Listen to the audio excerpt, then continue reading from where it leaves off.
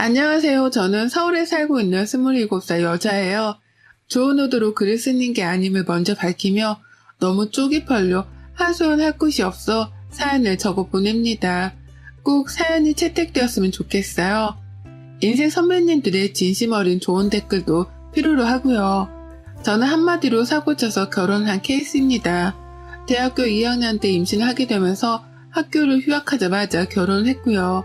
그 후 대학은 어찌저찌 졸업을 하긴 했으나 애를 낳고 나서부터는 애를 키우고 산 기억밖에 없네요. 그래도 결혼 6년 차라며 예전만큼 낯설어 힘들어하는 일은 없고요. 제가 사연을 적게 된 이유는 애 키우는 게 힘들거나 유별나서가 아닙니다. 주제 파악을 하지 못하는 제 젊은 시어머니 때문이죠. 미리 말씀드리자면 저희 시어머니는 정말 어리세요. 저도 사고를 쳐서 아이를 낳기는 했지만 저희 시어머니는 저보다 더 어린 나이였던 19살에 사고를 치고서는 남편을 낳으셨답니다. 남편이랑 제가 1살 차이니까 시어머니는 저랑 19살밖에 차이가 나질 않으셨어요. 그러니까 아직 반백살도 살지 않으신 젊은 어머님이셨답니다. 제가 임신을 했었을 적에 어머님은 본인도 아이를 일찍 낳았는데 아무런 문제가 없이 잘만 키우고 살았다며 적극적으로 저를 위로해 주셨어요. 지금 당장에 앞이 막막하고 큰일이 난 것처럼 느껴질 테지만 아이를 낳고 살아가다 보면 이게 얼마나 별일이 아니었는지를 알게 될 거라며 좋은 덕담도 많이 해주셨고요. 당장에 저희 부모님으로부터 원망과 미움을 사고 있었던 저는 위로해 주시는 어머님이 정말 신적으로 느껴졌었답니다. 꼭 성모 마리아를 보는 듯이 시어머니를 바라볼 때면 어머님 등 뒤에서 빛이라도 나는 듯 했어요. 그 정도로 저는 어머님이 좋았었답니다. 그래서 결혼을 하고 처음 2년 정도는 시댁에서 지낼 요랑으로 시댁에서 합가살이를 시작했었는데요. 너무 가까이 그리고 매일같이 서로 얼굴을 보며 살아서였을까요? 저는 슬슬 시어머니에 대한 실망이 커져갔고 그도 모자라 부끄럽기까지 하며 온갖 수모를 견뎌내야 했답니다. 수모 따위를 안 겪고 살려고 해도 어머님이 자꾸 일거리를 만들어내시는 바람에 제가 민망스러울 수밖에 없는 상황들이 연속해서 일어나곤 했어요. 예를 들면 같이 사는 내내 장이라도 보러 갈 때면 어머님이랑 제가 꼭 같이 집을 나섰거든요. 식구가 늘어났기에 어머님 혼자 나갔다가 장바구니를 들고 오는 게 무리여서 제가 선뜻 도와드리고자 함께 나선 것이었습니다. 그런데 정말 전 태어나서 이렇게 목소리가 큰 사람을 처음 봤어요. 목소리뿐이게요. 뭐든 자기 주장이 맞다며 큰 소리로 떵떵거리며 우겨대는데 이렇게 고집이 센 사람은 정말 살다 처음이었습니다. 시장에서 사장님이 물건에 대해서 설명을 하면 어머님은 늘 의심이 가득한 표정으로 쳐다보면서 아닐 텐데, 아닌데, 그렇게 안 보이는데 라는 대답으로 싸움을 거셨어요. 본인이 시장 사장님보다 물건에 대해서 아는 게 더 많다고 생각을 하신 거죠. 그러면 사장님은 국내산을 국내산이라고 해도 뭐라 하고 국외산을 국외산이라 해도 뭐라 한다며 저희 시어머니랑 격양된 채로 말씀을 나누셨고 그 끝은 늘 싸움이었습니다. 한마디로 시장 바닥에서의 싸움이었죠. 시비는 누가 봐도 저희 시어머님이 먼저 거신 것이었고요. 매번 장을 보러 가는 매주 혹은 격주마다 이런 일이 생겼습니다. 그쯤 되면 시장 입구에서조차 서 있는 게 쪽이 팔려서 안 갈 법도 한데 저희 어머님은 창피한 것 하나 없다며 아주 당당하게 시장으로 직진을 하셨어요. 오늘은 좀 다른 곳으로 장을 보러 가실 법도 한데 바로 저번 주에 말싸움을 한 시장 아주머니가 계신 곳으로 또 장을 보겠다며 직진을 해서 가시더라고요. 그 덕에 온 시장 사장님들은 저희 어머님을 무슨 원수 보듯이 쳐다를 보셨고 괜히 옆에 서 있던 저도 같이 흘기는 것도 같은데 장보러 나서는 길이 그보다 끔찍할 수는 없었답니다. 언제까지 이러고 살 수 없다 싶은 마음에 몇 달 이 짓을 겪다가 그 후엔 저 혼자 장을 보러 나가기 시작했어요. 아예 어머님께 말도 없이 나가서 한 주 동안 먹을 장을 혼자서 사올 때도 있었고요. 그렇게 나름 저만의 노하우를 쌓아가면서 진상을 부리려는 어머님을 제 선에서 차단해가는 법을 터득했습니다. 하지만 그걸로 끝이었음 제가 분가를 하지도 않았을 거예요. 그 밖에 동네 이웃들한테도 별소리가 아닌데 층간소음이라며 집에서 쓰는 빗자루를 들고 쳐올라가질 않나. 집 근처에 산책로가 있는데 담배도 안 피우면서 어디서 가래가 그렇게 나와서는 계속 퇴퇴하고 뱉어버리시질 않나. 집 앞에 버려야 하는 쓰레기 봉지를 다른 빌라존에 버렸다가 카메라에 걸려서 경찰이 출동하질 않나. 그 밖에 뒷목잡게 만드는 진상짓을 너무 많이 부리셔서 동네 관할 경찰관들 중에서는 저희 어머님을 모르는 분이 없었답니다. 저랑 저희 남편 그리고 시아버지는 무슨 잘못을 저지른 것도 아닌데 오고 가는 사람들한테마다 고개를 숙여 사과를 하는 게 버릇이 되다시피 했고요. 참 별별 꼴을 다 보고 나서야 제가 학을 떼듯이 분가를 하겠다고 선포를 했고 남편도 아이한테 나쁜 영향을 줄까 겁이 난다며 바로 동의를 하곤 집을 나왔어요. 그렇게 따로 나와서 산 지가 올해로 4년 차입니다.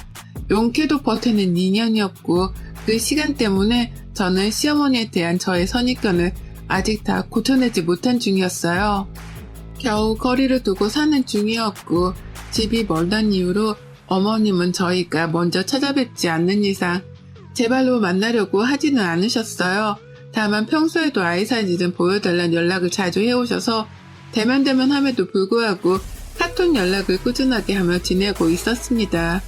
유치원 입구 앞에서 친구들과 밥 먹는 모습으로 혹은 앞에서 걸어가고 있는 뒷모습 등등 구체적인 모습을 하고 있는 사진을 원하시는 바람에 저는 늘 시어머니의 입맛에 따라 사진을 찍는 게 버릇이 되다시피 했어요. 하여간 까다롭기로는 정말 1인자셨고 남이 불편해하거나 기분 나빠할 것이라는 배려 따위는 전혀 해주지를 못하셨습니다. 그러니 가장 가까이 있는 사람 중 하나인 제가 피해를 가장 많이 보는 피해자가 되곤 했죠. 지금껏 결혼해서 살며 시어머니에 대한 얘기를 늘어놓자면 정말 한 트럭인데요. 불과 지난 5월 시어머니가 차를 뽑게 되면서 전보다 더한 진상살이가 시작되었답니다. 어머님께서는 기존에 조그마한 자가용을 가지고 계셨으나 사고를 내신 이후로 시아버지가 다시는 운전하지 말라며 그걸 폐차시켜 버리셨어요. 먼저 들이받고는 잘못이 없다며 베째라를 시전하다가 온 가족들이 출동해서는 블랙버스를 보고서 상대편 차량 주인분께 열심히 사과를 했었더랬죠. 그때 기억으로는 시어머니 또래 운전자분만 보면 횡단보도를 건너다가도 못 건널 것 같고 마트에서 마주쳐도 흠칫거리곤 합니다. 저희 어머님 생각이 나서 말이죠. 오죽했음 시아버지께서도 차를 폐차시키셨을까 싶은 마음이 들며 충분히 이해가 갔고 그 이후 암묵적으로 시어머니께서는 다신 운전을 하지 못하시는 줄 알았는데요. 글쎄 시어머니가 온 가족들에게 비밀로 하고는 차를 뽑아오신 거예요. 중고차를 어디서 구매하셔서 말입니다. 친한 지인분 아들이 초보운전용으로 타고 다니던 차를 판다고 해서 그걸 덜컥 사셨다는 거예요. 결국 그 바람에 어머님은 다시 차를 몰게 되셨고 저는 어머님의 조수석에 앉아 시어머니를 감시하는 역할을 맡게 되었답니다. 시아버지랑 남편이 부탁을 하셨거든요. 평일 대낮에 집에 있는 사람이라고는 저 하나뿐이니 저라도 어머님이 운전을 하실 때 옆에 꼭 붙어서 엄한 사람이 다치거나 욕먹지 않게 해달라고 말입니다. 운전을 어떻게 하는 건지 잔소리를 팍팍 해가면서라도 시어머니 버릇을 좀 고쳐놓으라고 말이죠. 저라고 별 수 있겠나요? 이미 진상 부리는 행동이 몸에 배어버린 사람인데 제가 옆에서 잔소리를 한다고 해서 뭐가 나아질 분은 결코 아니셨습니다. 다만 제가 그렇게라도 옆에서 눈치를 주면 어머님이 최소한 눈치를 보는 척은 하실 줄 알았네요. 이미 교통사고를 한번 내신 분이니까 운전을 하면서 전보다는 더욱 조심하실 거라고도 예상을 했고요. 하지만 이런 당연한 저의 예상은 완벽하게 빗나가 버리고 말았습니다. 사고를 내본 사람이라면 더더욱 주변 차량의 존재에 신경을 쓰고 사소한 것도 조심스러워하면서 할 텐데요. 저희 어머님은 정말 예상을 빗나가셨죠. 인도 앞에 서 있으면서 멀쩡히 인도를 지나가는 사람한테 빨리 지나가라고 클락션을 울렸던 날엔 저 진짜 조수석에서 쥐구멍이라도 쏘고 싶었어요. 지나가는 행인이 여학생이니 망정이었지 어디 깡패라도 지나갔다가 그 꼴을 당했으면 가만히 있었을까요? 그런 생각을 하니 진짜 조수석도 앉아있을 곳이 못 되었습니다. 하지만 이게 끝이 아니었어요. 사고를 냈었으니까 내가 이제 절대로 과속은 안 할 거야 라고 하면서 느리게 가속 페달을 밟으셨는데 그게 어찌나 느리던지 오고 가는 주변 차량들의 진로까지 방해를 한 겁니다. 그래서 제가 조금 빨리 가거나 아니면 아예 빠져서 비켜주라고 말씀도 드려봤지만 어머님은 이렇게 대답을 하셨죠. 지들이 알아서 가겠지 라고요. 뭘 말씀드려도 자기 알 바가 아니라고 귀를 닫으셨습니다. 오고 가는 차량들이 운전을 똑바로 하라면서 클락션을 내내 울리는데도 아랑곳하지를 않으셨어요. 오히려 귓다갑게 자꾸 빵빵거린다면서 한 분은 창문을 열고 가운데 손가락을 찍혀 올려 버리셨습니다. 아, 그때 그 순간은 정말 제 인생 최악의 날이었습니다. 온 차들이 저희를 지켜보는데 작은 차 안에 운전자가 당당하게 가운데 손가락을 찍혀 올리니 저 멀리 있던 차량의 아저씨까지 창문을 열고는 소리를 지르셨어요. 운전 똑바로 하라고 말이죠. 흔히들 들어봤죠? 아줌마가 집에서 밥이나 차릴 것이지 왜 나와서 운전을 하냐는 말입니다. 전 이런 얘기가 90년대나 일어나는 말인 줄 알았는데요. 저희 시어머니 때문에 한 번도 아니 여러 번을 들었답니다. 운전 똑바로 할 거 아니면 집에 가 밥하라 소리를 귀에 딱지가 나도록 들었네요. 그 바람에 제가 시어머니를 부여잡고는 도대체 왜 이렇게 운전을 하는 거냐면서 미치도록 화를 낸 적이 있었어요. 도무지 화끈거리는 얼굴을 도로 위에서 들고 다닐 수가 없으니 이렇게 운전을 할 거면 차라리 내려달라고 말이죠. 그러자 저희 어머님 버스선은 정류장에 떡하니 들어가서는 저를 내려주시더라고요. 그리고는 창문을 내려서 어디 버릇없게 시어머니한테 내려달라 말아야 내가 네 개인 택시기사냐? 라고 욕을 쏘아대셨답니다. 버스를 기다리는 승객들이 와르르 서 있는 정거장이었는데요. 모두가 저와 시어머니의 싸움을 목격했어요. 어머님은 욕만 남기고 호련히 그 자리를 떠나셨고 저는 혼자 남아 떠나가는 시어머니의 차량을 지켜보며 붉어지는 얼굴을 숨기고 가느라 앨범 머리카락만 잡아 뜯었네요. 혹시나 아는 사람이라도 만날까 싶어서 두근거리는데 내가 언제까지 이러고 살아야 하나 싶어 숨이 턱 막히기도 했습니다.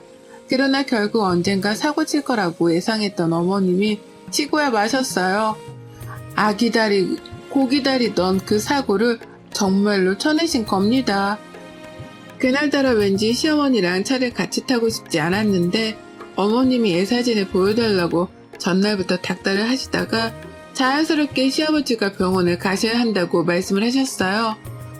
어머님 혼자 가는 거라면 제가 그냥 알아서 가라고 했을 거지만 시아버지가 가신다고 하니 괜히 신경이 쓰이더라고요.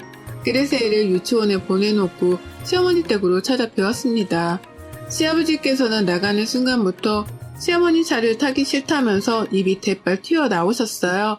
몰래 차를 산 것도 모자라 운전을 계속하고 다니신다고 생각을 하니 화가 나셨는지 문 앞에서 시위를 하며 운전을 자기가 하겠다고 몰아세우셨습니다. 하지만 결국 저희는 시어머니가 운전하는 차에 올라탔어요. 시어머니의 고집을 말릴 수 있는 사람은 아무도 없었으니까요. 그렇게 저희는 함께 병원으로 출발을 했습니다. 다소 불안한, 하지만 일단 가벼이 마음을 먹고 차에 올라탔는데 한 15분쯤 갔을까요? 지금도 그때 생각만 하면 식은땀이 순간 스쳐 흘러내리네요. 아버님이랑 대화를 나누며 최대한 긴장하시는 아버님의 마음을 풀어드리고 있던 그 찰나 갑자기 쾅 하는 소리와 함께 세 사람 모두가 앞쪽으로 쏠렸습니다. 시어머니가 꼬리타기를 하며 바뀌고 있는 신호를 따라 우회전을 하시다가 신호를 따라 정상적으로 출발을 한 차량과 부딪혔습니다. 근데 또 웃겼던 것이 그런 상황이면 저희가 모두 다 충격을 받아 오른쪽으로 쏠려야 했는데 시어머니가 운전을 요상하게 하면서 우회전을 하시다가 그대로 앞부분을 다른 차와 들이박은 거예요. 그래서 모두가 충격을 받자마자 앞쪽으로 쏠렸던 것입니다. 사태 파악을 하느라 한참의 시간이 걸렸고 누가 봐도 우리의 잘못이란 건 알았는지라 아버님과 저는 뒷목을 잡으면서 할 말을 잃었어요. 둘 다 결국 또 터졌구나 하는 마음으로 허망하게 시어머니를 노려보며 서로를 챙겼습니다. 근데 시어머니는 이번에도 당당하더라고요. 정말 쪽팔림이라고는 하나도 느끼지 못하는 건지 상대편 차량에서 운전을 어떻게 하냐며 막 나와서 보험을 부르며 어머님을 부르시는데 어머님은 누가 뭐 잘못을 했는데 차가 앞에서 오고 있으면 비켜줄 생각을 해야지 그걸 그대로 갖다 들이받고 말이야. 당신 깡패야? 이게 깡패가 아니면 뭐야? 라고 하며 막받아 치셨답니다. 그리고는 한참이나 걸려 사고 운전자와 말싸움을 하느라고 쉬지도 않고 소리를 질러대셨어요.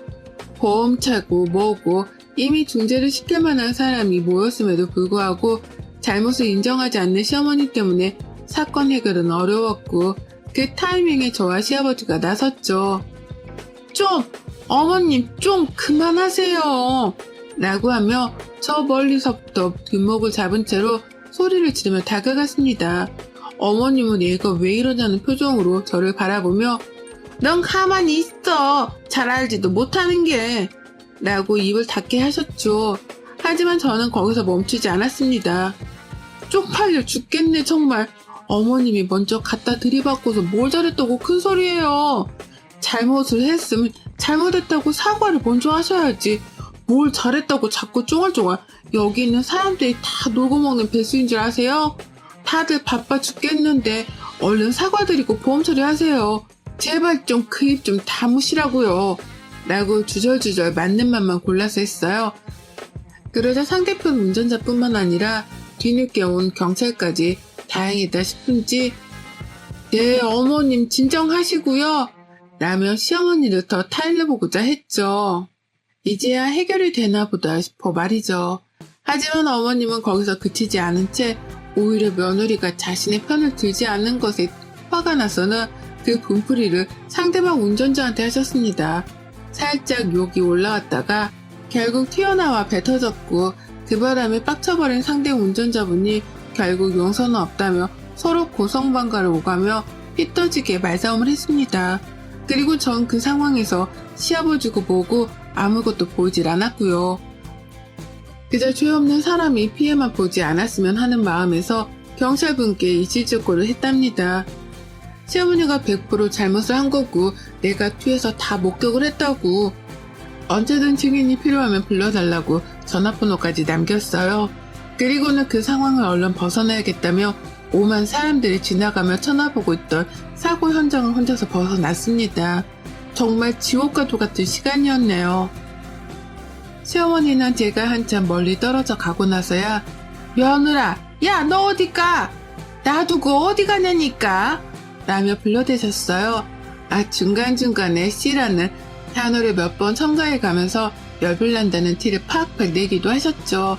하지만 저는 끝까지 시어머니를 모른 척 했고 그 길로 집을 향해 달려오고 난 후에야 숨을 돌릴 수 있었습니다. 내가 다시 시어머니의 차량에 올라타면 사람이 아니라는 생각으로 시어머니 번호까지 단박에 차단을 해버렸어요. 남편한테도 바로 사실을 털어놓으면서 어머님이 또 길 한복판에서 멀쩡한 사람을 쳐놓고서 발뺌하는 대형 사고를 쳤으니 그런 줄 알라 경고도 남겨놨고요. 남편은 또 우리가 사죄를 해야 할 일이 생긴 거냐면서 너무 속상해 했습니다. 도대체 나이를 먹을 대로 먹은 사람이 왜 그 모양인지를 모르겠다며 억울해하기도 했고요. 하지만 저는 당장에 남편 속마음을 들어줄 여유가 없었어요. 시어머니가 사고를 내긴 냈으나 그 충격으로 인해 앞으로 쏠리뻔 하기도 했고 사고 후유증으로 마음이 계속 두근거리는 것이 기분이 너무 안 좋았거든요. 일단 저도 휴식을 취해야 했기 때문에 시어머니를 완전히 무시하고 모른 척하며 안정을 취했습니다. 그리고 그날부로 정확히 하루 뒤 주말에 남편한테로 시어머니 전화가 걸려왔어요. 근데 시어머니가 울고불고 난리도 아닌 채로 전화를 받으시는 거예요. 왜 그러나 싶어서 귀를 쫑긋거린 채로 들어봤더니만 세상에 어머님이 사고를 낸 그 당일 정말 많은 일들이 있었더라고요. 제가 시아버지고 뭐고 다 버려둔 채로 혼자서 집으로 도망쳐 온 후 말입니다. 제 딴에는 시어머니를 모른 척하며 무시하기 위해서 혼자 도망을 쳤던 건데요. 글쎄 저희 아버님은 아버님대로 혼자서 그 길로 도망을 쳤다는 거예요. 그러니까 제가 제 집으로 도망쳐 나온 그 사이 아버님은 그 길로 또 혼자 택시를 잡고 바로 가려던 병원으로 가셨다는 겁니다. 그 바람에 사고 현장에 남은 건 시어머니 혼자셨고 이미 상대편 운전자를 필요 이상으로 열받게 만들어버린 시어머니는 모두가 보는 앞에서 상대편 운전자가 내뱉는 욕과 폭언을 들어가면서 욕바지가 되셨다고 해요. 엄밀히 말하면 시어머니가 잘못을 저지르고 이 모든 상황을 만든 장본인이니 욕바지라고만 표현을 할 수는 없지만 그 상황에서 자신의 행동에 대가를 치르신 건 분명히 보였습니다. 그 길로 충격이 크셨지만 진정을 할 새도 없이 어머님은 경찰서로 끌려가셨다고 하고요. 상대편 운전자분이 괘씸하다며 정신적 피해보상까지 요청을 하게 되며 이 일은 소송으로까지 번지게 되었다고 하더군요. 그런데 아무리 전화를 해도 아무도 안 받고 시아버지도 집을 나가버리셔서는 어제 하루 집에 들어오지를 않았다며 겁에 질려 하기까지 하셨답니다. 네, 그렇습니다. 저희 시아버지는 그 길로 병원을 갔다가 집으로 돌아가지도 않은 채 동생분이 사시는 집으로 가서는 외박을 하셨다네요. 저는 저대로 시어머니 번호를 차단하고 더러워 안 본다며 모른 척을 했었고요. 그와 더불어 저희 남편은 남편대로 시어머니가 사고를 당한 줄을 저에게 들어 알고 있었으면서도 불구하고 어머님이 뒤치다거리를 하기 싫다며 어제 하루 종일 핸드폰을 꺼놨던 겁니다.